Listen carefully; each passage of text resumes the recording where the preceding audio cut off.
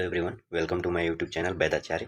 आज हम लोग महारस वर्ग के सस्य के बारे में पढ़ेंगे। अब तक हम लोगों ने अब्र, बैक्रांत, मात्स्यिक, विमल और अद्रिज के बारे में पढ़ लिया। अब हम लोग किसके बारे में पढ़ेंगे? सस्य के बारे में। सस्य का जो केमिकल फार्मूला होता है वो होता है CuSO4.7H2। इसको हम लोग ब्लू विट्रियोल भी बोलते हैं, ठीक है। अगर सस्य की पर्याय की बात किया जाए तो तुथ, तुत्थक, मयूरक, तुतिया, अमिताशंख, ताम्रगर्वी, ठीक है।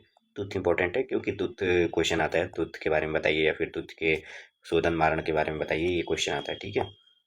अगर सस्य की ग्राह्य स्वरूप की बात करें तो वो ग्रुव होता है, स्निग्ध होता है, मयूर के समान छाया वाला होता है अर्थात नील वर्ण का होता है, इसीलिए इसको मयूरक भी बोलते हैं, ठीक।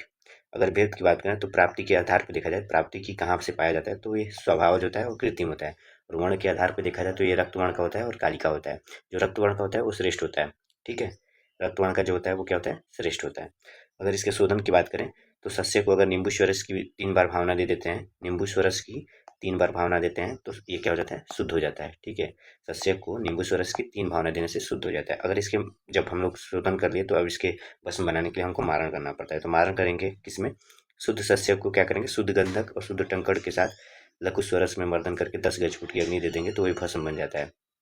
शुद्ध सस्य को शुद्ध गंधक और शुद्ध टंकड़ के साथ लघु स्वरस से मर्दन करवा देंगे तो और 10 गज फुट की अग्नि दे देंगे तो भस्म बन जाएगा, ठीक है। कैसे? क्या करेंगे हम लोग? संभाग में सस्य सस्य गंधक और टंकड़ लेंगे, उसकी लघु स्वरस की भावना देंगे, उसके बाद उसका मर्दन करेंगे लघु स्वरस से, और मर्दन करने के बाद चक्रिका निमार करके सारा संपुट और संधि बंधन करके 10 गज फुट की अग्नि दे देंगे तो भस्म बन जाएगा, ठीक है। अगर इसकी मात्रा की बात करें तो 1/8 से 1/4 रत्ती देते हैं इसको, ठीक है।